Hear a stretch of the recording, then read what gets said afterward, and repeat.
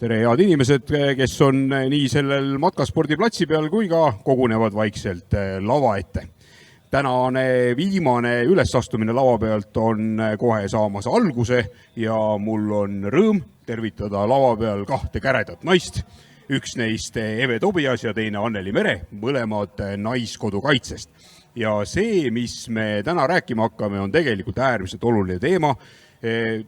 Suures osas saab selle kokku võtta sellise ütlusega, et varu enne maru, nagu tänapäeval on juba moodsaks öeldud, aga me ei räägi sellest ainult nii-öelda kitsa kriisi mõttes, vaid räägime nii matkamise mõttes, räägime selles mõttes, kuidas kodus asjadega hakkama saada ja mis on üldse üleüldised teadmised, mida kriisi puhul tähele panna.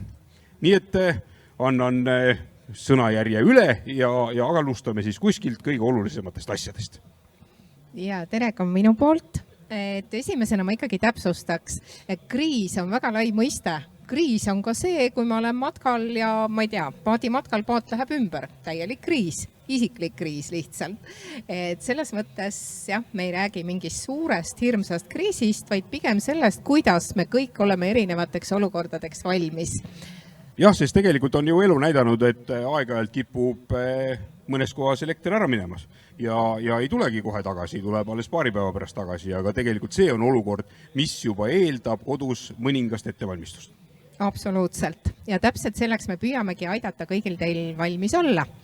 Ehk siis esimese asjana räägiksime Ole valmis äpist, mis on Naiskodukaitse pealt juba 2018 aastal loodud ja leidnud ka juba väga palju rakendust. Hetkel on ta siis 3 keeles, eesti, vene ja inglise keeles. Ja kui äpp on juba korra alla laetud, siis ta töötab ka ilma internetiühenduseta. Üks igavesti kasulik asi. Siin on sees kõik vajalikud telefoninumbrid, alustades Päästeametist või tähendab hädaabinumbris siis kõikvõimalikud mürgistusinfod, perearstinumbrid, kuni ilmateenistuseni välja. Ja numbritega on ka see, et äpis saab otse helistada, et ei pea kopeerima numbrit telefoni, vaid lihtsalt äpist vajutada ja saabki selle vajaliku kõne ära teha. Lisaks on seal veel palju muud väga olulist informatsiooni. Et tõsi, 7 päeva kodused varud, mida saab kontrollida, sisestada enda päriselt kodus olevad varud sinna ja vaadata, et mis tase see siis on. Et kas oled alles tibupoeg või oled juba täitsa korralik kotkas, kellel on hea valmisolek erinevateks kriisideks. Joogiveest, et ma loodan, et kõik teavad, kui palju peaks olema ühe inimese kohta joogivett ja kui vesi ära läheb, kus seda saada. Aga sellest me räägime ka natuke hiljem. Äpist näeb ülevaadet ka esmaabi andmisest, et mida teha lihtsamate selliste õnnetuste puhul, kuidas peatada verejooksu näiteks, mida teha, kui leiad teadvuseta inimese ja kõik muud sellised. Kuidas valmistudagi erinevateks kriisideks siis lisaks toidule, mida veel peaks kodus olema. Ja nagu ma ütlesin, kriis on ka see, kui lähed matkale, et sidudes matkaspordiga ja palju muud vajalikku veel. Aga võib-olla alustamegi siis sellest matkaga sidumisest ja annan Annelile sõna üle. Mina liitusin Naiskodukaitsega just nimelt 4 või 5 aastat tagasi, mis ta nüüd täpsemalt oli. Ja kui ma nendega liitusin, siis ma avastasin, minu pikaaegne tegevus on kaugmatkad. Ma olen matkajuht ja olen meie gruppidega päris palju väljas.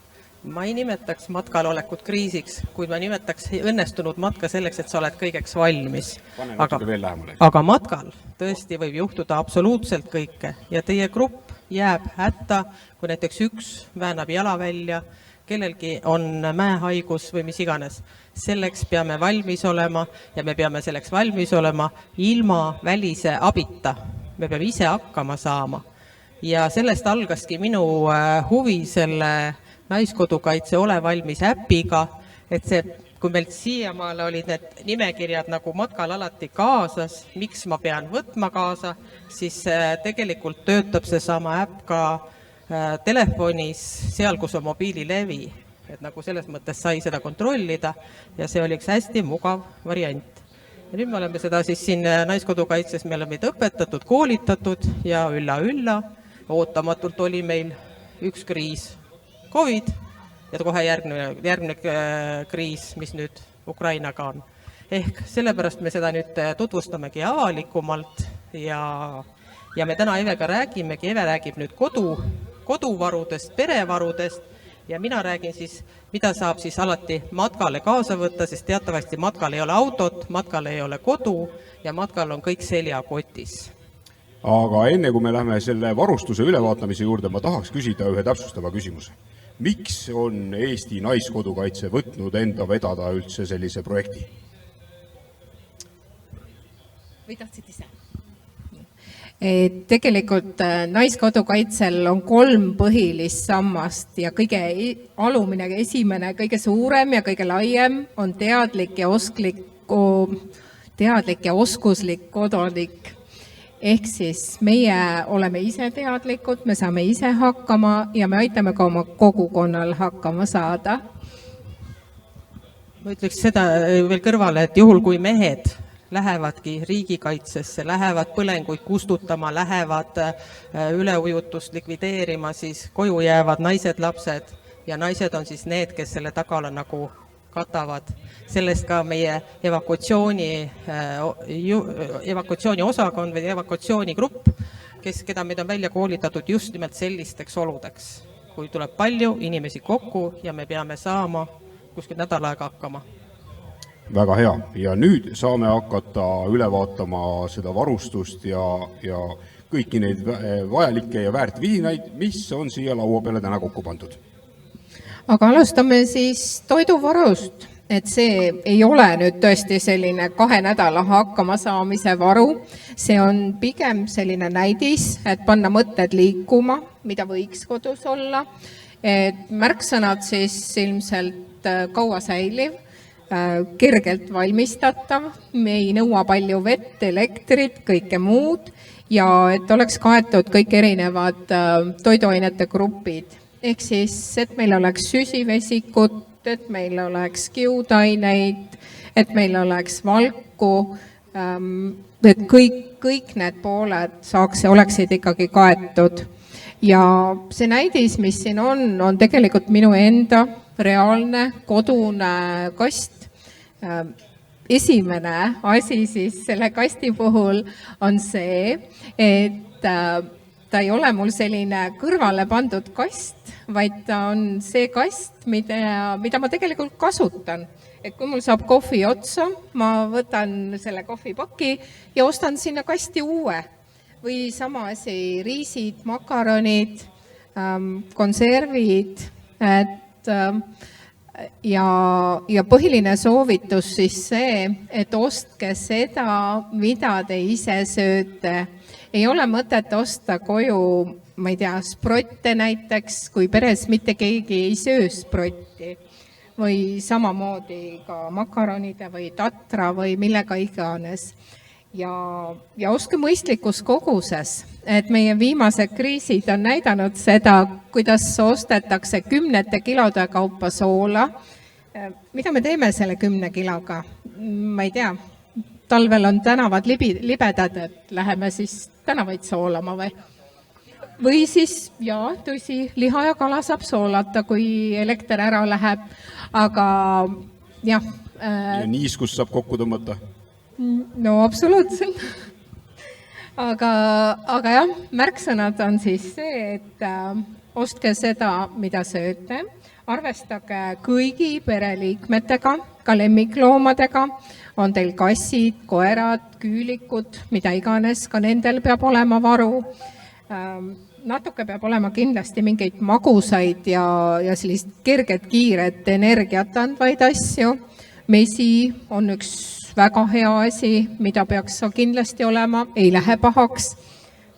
Minul on näiteks sooda, et mitte niivõrd isegi söögi jaoks, vaid väga erineval otstarbel saab kasutada. Ja jah, suhkrut, võib-olla leiva asemel mingid kuivikuid natukene, halva on hea kiire energia, rosinad, pähklid, mandlid, jälle laste toidud tegelikult, aga säilivad kaua ja selline mõnus amps, kui tahad jälle energiakriisis midagi saada. Et üldiselt on täiskasvanud inimese päevane kaloraaž kriisi olukorras vähemalt 1900. Ehk siis, kui me päris oma sellist kriisivaru kokku paneme, siis me võiksime natuke seda mõelda, et vaatame siit need kalorid, vaatame, palju meil on pereliikmeid ja arvestame siis sellega, et me saaksime hakkama mingi aja. Ja ära ei tohi unustada vett, et vesi on võib-olla kõige olulisem veel, eriti korrusmajades või kes on sõltuvad tsentraalsest veevärgist. Mida te teete esimese asjana, kui vesi läheb ära? Kui on boilerid, hea variant, kus saab boileri siis kütte tagant ära ja saab seda vett kasutada. WC loputuskast näiteks, et täiesti puhas tsentraalne vesi, WC-d saab muud moodi kasutada, kasutage see vesi pigem toidu tegemiseks, pesemiseks, ärge raisake vett, hoidke kodus niiskeid salvrätikuid ja mõelge võib-olla oma kogukonnas läbi, et mis on need võimalused, kas on keegi, kellel on oma kaev, kas teate võib-olla mingisuguseid muid veevõtukohti või on veel variante, ma annan mikrofoni üle Annelile, kes räägib, mida teha, kui on looduslik vesi ja meil on juua vaja seda. Mina annaks siia vahepeale ühe väikese nõuande nende niiskete salfakate kohta. Et elu on näidanud, et neid tasub tegelikult varuda väiksemates pakkides, sest need suured kipuvad üsna kähku ära kuivama. Et siis on värskemaid ja niiskemaid väiksemast pakist palju lihtsam võtta ja töötavad paremini. Ma olen sinuga täitsa nõus, aga kui tegemist on 4-5 liikmise perega, siis läheb see pakk vabalt päevas. Tõepoolest. Aga matkal me tõesti ka kasutame neid, sest tihti küsitakse, kuidas te matkal ennast pesete, eriti talvel, siis see põues hoitav väike märksalvrätik on tihti abiks, aga väiksel koguses oled nõus. Nii, nüüd räägime sellest veest siis jälle nagu matkatingimustest, sest ega kuidagi lähete välja ja kuskil näete vee silma nüüd, ega te ju ei võta sealt kruusiga ja ei asu jooma. Et ikkagi see vesi tahab natuke puhastamist, kas juba sellest, et kuigi meie rabaveed on suhteliselt puhtad, nad sisaldavad ikkagi sellist rohuleebrat nagu ja mis ei ole nagu keemiliselt kõige toredamad, siis tegelikult matkainimestena on meil olemas siis veepuhastustabletid, mis võiks olla ka siis juba selles kodupakis olemas või siis veepuhastustilgad. Et eriti kui te lähete olete võõral maal, siis on nagu neid vaja võtta. Aga kuidas me saame rabavee puhtamaks, seda me siin nüüd lausa näitama ei hakka. Aga meil on siin olemas siuksed filterkotid, mille filtrid saab vahepeal vahetada. Ole ja hoia siin natuke. Ja kui seda näiteks nüüd kõrgemale panna, siia võtta rabavesi, see läbib selle filtri, puhastab teda piisavalt ja me saame kasutada see looduslikku vett ajutiselt joomiseks. See ei ole mitte igapäevane teema, see on ikkagi see kriisi või hädaolukorra teema. Et see on meil näiteks kaugmatkadel on ta eriti vajalik, sest seal tihti on ka see neid mikroobe sellised, mis meile võib-olla ei sobi, aga ka rabaveel nad väga hästi aitavad koduse kriisi puhul. Aga vee hoidmisest ja vee kaasavõtmisest, matkaja ei saa unistada, ainult seda, mida ta jaksab kanda, aga kodus on kindlasti palju variante, kus te vett saate hoida. Nii. Mina nüüd veel matkainimesi, Eve näitas enda seda kodust varu, siis kuna minu harjumus on süüa ka teinekord kuiv toite, kui matkal oled, siis minu varudeks on ka kindlasti need valmis kuivtoidud, need matkatoidud nagu. et kindlasti on ka need abiks ja säilivusaeg on pikem ja maitseelamusi on päris palju. Ehk siis, kui mul on olemas põleti, priimus ja see kuivtoidupakk, siis ma olen kindel, et me saame hakkama. Ehk siis ka toidu valmistamine on, kui kodus elekter ära läheb, kus sa seda ikka teed, elad Lasnamäel ja tore on kõik ümbrus, aga sooja vett sa ei saa, siis tegelikult minul on siin kaasas paar põletit või võimalust, kuidas siis saab, sest minu eluaja jooksul on ka juhtunud see, et matkasporti tuli äkki hulgaliselt inimesi ja mis juhtus, oli see, et Lasnamäel võeti pooleks päevaks elekter ära ja teatavasti seal on elektripliidid. Ja selgus, et neil tuli trepikodas teha lastele piima soojaks, täitsa elust võetud näide. Ja siis me aitasime nad välja niimoodi, et näete, ostate meie käest siuksed põletid, ühekordsed väikse ballooniga, keerad nuppu, vajutad siia ja juba ta põlebki. Nii. Jah. Ei läinud, aga praegu niiske võib-olla ei lähe siit üle pärast. Teine mul läks. Ehk tegelikult on selline võimalus ka Lasnamäe trepikodas või rõdul, täpselt samamoodi nagu telgis, hästi hädavajalik. Kui nüüd ka gaasi või midagi ei ole, siis on olemas kuiv piirituse või see piirituse versioon ja siis pannakse siia põlevat piiritust. Pannakse põlema, kaus peale ja te olete saanud oma perekonna nagu sooja veega varustada.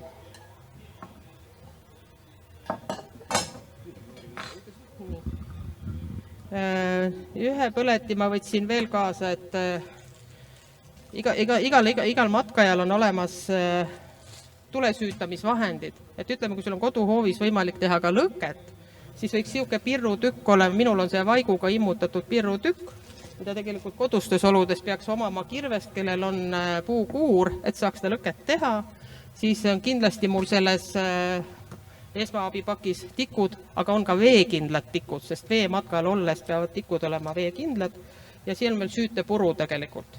Ehk kas seda ma saan kasutada kriisiolukorras või esmaabina nii matkal või talvel suusatades või siis kuskil kaugel olles või ka kodus õues lõket vajadusel tehes.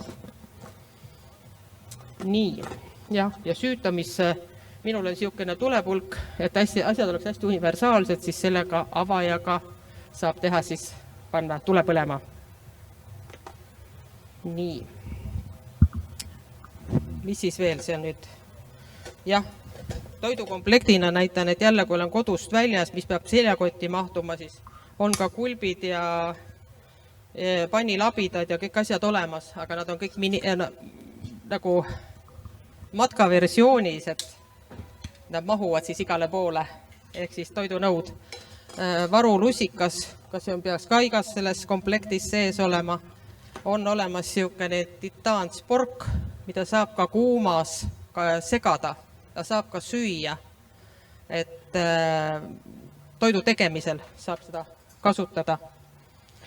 Ja Eve tõi siin ka praegu välja, et iga selle kriisikomplektis võiks olla üks siukene toidukomplekt, millest saab nii, tee lahti ole hea, joogitopsi kui siis söögitopsi, kui ka muud topsikud, kui vett ei jätku. Ja lusikad ja siia saab ka siis panna hädakorral siis keedetud makaron või makaronide keetmisel siis seda kurnata ja valada siia topsikusse, ehk siis nagu siin, kas sul on, ma ei tea, mitsinuudlite pakk või see makaronide pakk, mis on kiiresti tehtav, siis sa ei söö neid, vabandust. Ehk selline komplekt oleks väga hea. Nii, muidugi kuulub igasse kriisikomplekti, näita seda, siuke elementaarne tööriist, et siin Eve komplektis on siuke toekam suurele matkale sobiv. Mina olen siuke rohkem bussiusku, nii et minul on alati komplektis kaasas buss ja nagu te nägite, pudeliavaja ja konserviavaja on mul siin eraldi ka olemas, nii et mina saan kõik asjad avatud oma väikse minimaalse komplektikesega, aga saame hakkama. Nii, tavaliselt minu varud või need mahuvad sellisesse karpi siis, need välja arvatud siis tule süütamine. Nii, plastikspork. Mis me siis veel räägime? Kindlasti kuulub ükskõik millisesse kriisipaketti küünlad. Ja nii siin Evel selle perekomplektiga kui ka meil siis selle väiksega, et olge head, vaadake, kui kaua need küünlad põlevad. Et tasub vaadata küünalde põlemisaegu. Need on vist 1–4 tunnini.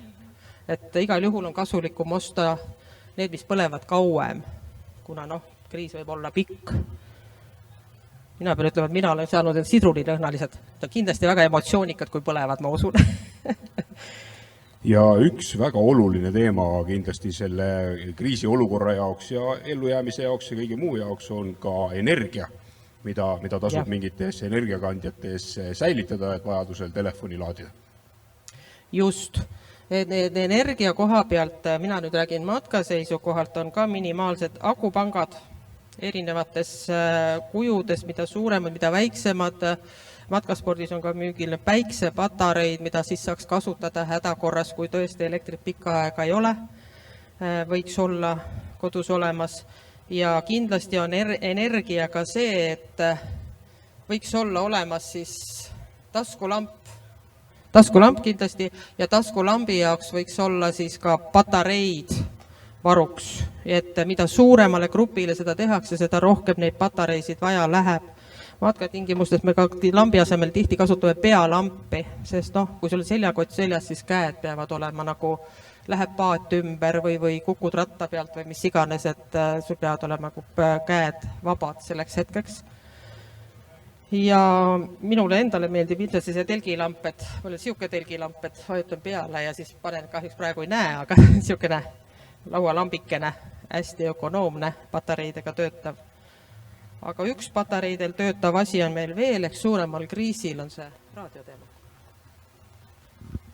Jah, tõsi, raadio on see, kus siis edastatakse erinevate kriiside puhul ka olulisi uudiseid, et infot, kõike muud.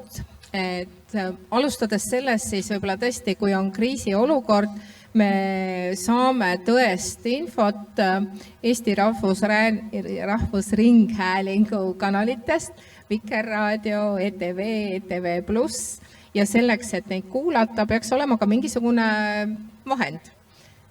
Üks hea nipp on see, kui teil on auto, kütust veel on, auto käima läheb, kuulake autoraadiot.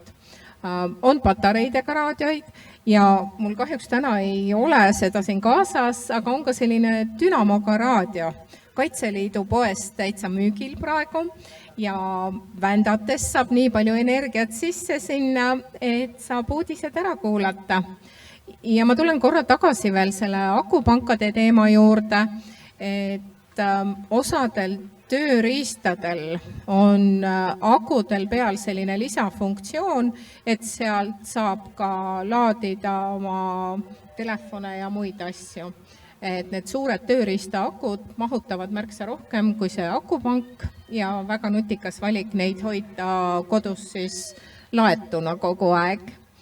Ja akupankadega on see lugu, et neid tasub aeg-ajalt üle laadida, sest mingisugune väike energiakadu nendes võib esineda ja sellest on kasu ikkagi ainult siis, kui ta on täis laetud. Nii et aeg-ajalt tasub oma varustusele pilk peale visata ja vaadata, millises olukorras nad on. See oli väga hea märkus, et see on tõesti kogu selle varustuse peale, et sama selle, ma ei tea, priimusega või gaasipliidiga või et kas ta ikka toimib. Üks hetk on see kriis käes ja siis mul polegi midagi teha sellega. Või on, ma ei tea, taskulambi patareid tühjad või et jah, see peaks olema mitte kusagile kaugele nurka ära pandud kast, vaid ikkagi selline reaalses kasutuses olev asjade kogum. Kas väike apteek, mingisugune ravimite varu peaks olema samamoodi igas kodus olemas? Absoluutselt. Et Annelil on seal hea näide vist kohe, eks ju ka? Jah, minul on hea näide, et ütleme, et võrdluse selles, kui ma lähen suurele laagrile või suure grupiga või kaugeks ajaks ära, siis ma võtan alati kaasa selle kotitäie asju. ja see kott sisaldab sisuliselt hügieenist, esmaabist ja täiesti erinevatest medikamentidest kõigile, kellel on, alates peavalutablettidest kuni kõhuviirusteni, kuni silmatilgad, nohutilgad, mis iganes, et ka lastele, et see kott sisaldab mul kõike sellist, mida minimaalses koguses, mida võib vaja minna. Et isegi siis, kui keegi siin kogemata jalga vigastab, mis iganes, et haavaplaastrid, hädakorral saame ka igasuguste suuremate põletuste ja selliste asjadega hakkama. Ehk siis selle kotita mina välja ei lähe, olgu see ohutushoiulaager või olgu see mul grupimatk või meie suure perega suusalaagrisse sõit, ta on mul alati kaasas. Aga nüüd teist kotti ma tahtsin näidata, et see, kui ma nüüd lähen ise ja seljakotiga ja meid on vähe, siis minu isiklikud asjad mahuvad siia, täpselt see sama varustus. Ja mul on endal üks probleem, mul peab alati olema taskus üks ravim igaks juhuks kaasas, et ütleme jälle näide, et süst läheb ümber ja ilma selleta võib-olla ma ei saa hakkama. Ta on mul alati minu küljes kinni, nagu öeldakse, olgu siis lennureisil, olgu siis matkal, olgu siis kodus, olgu käekotis, mis iganes. Aga kui me tuleme nüüd koduste varude juurde tagasi, siis tõesti ka kodus peaks kõik see olema olemas, millest Anneli praegu rääkis. Alustades sidemetest, valuvaigistitest, kõhurohud kindlasti erinevad, sest päris jubedad on igasugused kõhuhädad ja kui on, ma ei tea, vett ei ole ja hügieenitingimused kehvad, siis kipuvad need tulema ju. Siis kindlasti, kui on retseptiravimeid, neid peaks olema varuga natuke kodus ja sama jälle siis ka loomade kohta, et kui loom peaks vajama mingisugust ravi, aga kõik muu selline, millest juttu oli. Üks hea kombo on autoapteek jälle, et seal on enamus selliseid vajalikke asju olemas, natuke lisada juurde ja on üks hea komplekt kohe olemas. Võib-olla siit on hea minna üle nüüd hoopis sellise evakuatsiooni teema juurde, et mis siis saab, kui äkki tulebki see käsk, et ma ei tea, mingi tulekahju või ütleme, reaalsed olukorrad on ju ka meie ajal praegu erinevates tehastest, näiteks mingisugused õnnetused.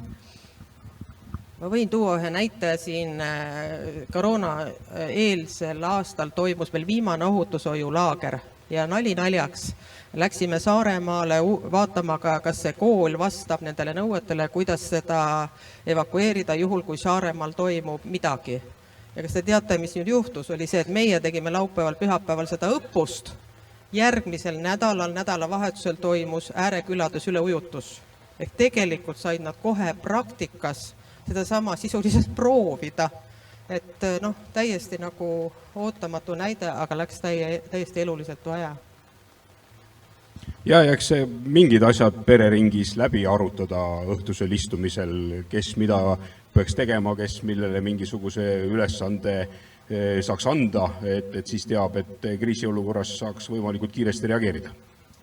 Absoluutselt, et me esiteks teame ise, mida meie teeme, kus meie pereliikmed on, kuidas me suhtleme, et me oleme selle kokku leppinud ja ka see, et meil on ühes kohas kõik sellised eluks hädavajalikud asjad.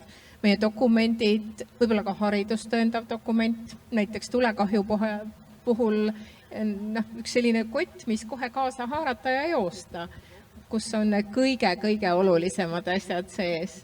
Et ilma milleta ei saa. Ja seal siis ka kindlasti võib-olla, kui on, ma ei tea, retseptiravimid, mis on ilma milleta ei saa, peaks üks komplekt seal olema. Ja tulles korraks nüüd sellises matkamaailma, siis need, kes palju mööda maailma ringi reisivad, suures osas kindlasti teavad, et kõikidest dokumentidest tasub teha ka koopiad ja need kuskile internetiavarustesse üles laadida, et juhuks kui peaks dokumentidega juhtuma, siis on mingigi võimalus enda eksistentsi tõestada. Ja samas see ei pruugigi olla pädev ainult matkafunktsioonis, vaid samamoodi tekib mingisugune suurem tulekahju ja põleb kõik ära ja siis on ju hea, kui on miskit võtta. See on hea Väinsi kommentaar siin kõrval, sest dokumentide kadumine matkal on üks suurimaid kriise, ütleme niimoodi. kuidas sa sealt välismaalt tagasi saad. Jaa, aga millest me siis veel võiks rääkida? Et näiteks asjad, mis võiks autos kogu aeg olla. Et me oleme hästi palju neid ära juba maininud, aga jah, tõesti mõned tööriistad, võib-olla üks selline, on ta siis piknikutekk, on ta mingisugune termokilegasi või et kui vahel on vaja maa peal istuda. Prügikotid on ühed ütlemata head asjad, et neid võiks igal pool, nii kodus, autos, ma ei tea, kus aga vähegi olla. Et mis võiks need prügikoti funktsioonid olla? Kui ma sinu käest küsin näiteks, mis sa arvad, mida saab prügikotiga teha? No ma kindlasti näen kas või praegust ilma arvestades sellel vihmakeebi funktsiooni, samas aitab ta kehatemperatuuri hoida, kui ilmaolud peaksid minema väga külmaks ja noh, eks aeg ja võimalused kindlasti loovad selle veelgi võimalusi juurde. Jaa, sest tegelikult näiteks veekatkestuse puhul prügikott on hea variant kuivkäimlat teha. Et juba sellepärast võiks olla korrusmajades mõned suured prügikotid. Noh, reeglina ei mõelda sellise asja peale, et mis ma kodust või mis ma linnas teen sellega. Aga selliseid väikseid nutikaid lahendusi tasub ära kasutada. Kuni ka näiteks, ma ei tea, ka meesterahvastel võivad olla võib-olla naiste hügieenisidemed kodus, sest jube hea on külmal ajal saapa sisse panna, eks ju. Jah, ja samas saab sarnaseid asju ja tampoone ära kasutada tule süütamise juures, mis on tule algatuseks suurepärased asjad. Absoluutselt. Nii et loomingulisus on võib-olla see kõige suurem märksõna, et alati lähtuge enda vajadustest, enda harjumustest ja olge loomingulised, et ma ei tea, nuga ei ole ainult lõikamiseks, seda saab kasutada veel päris mitmeks asjaks, eks ju.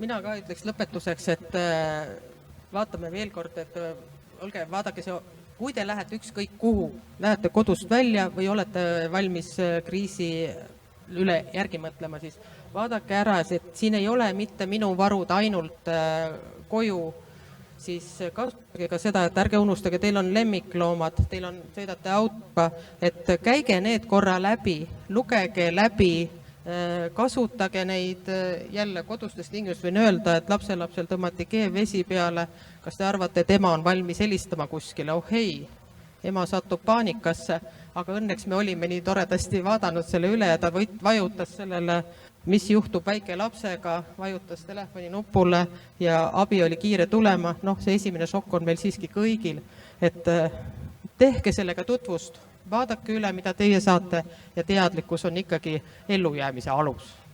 Ja iga ennetuse alus on ikkagi ennetamine. Et kui ei ole võtnud aega asjadega tegelemiseks, siis kui asi käes või häda käes on juba natukene hilja, nii et see väike aeg kõikide asjade läbimõtlemiseks tasuks võtta nii pea kui võimalik. Ja mul tuli üks teema veel meelde, millest me üldse ei rääkinud, on küberhügieen, mis on samamoodi äpis täiesti olemas, on võimalik hinnata enda valmidust, läbida küberhügieeni kursus.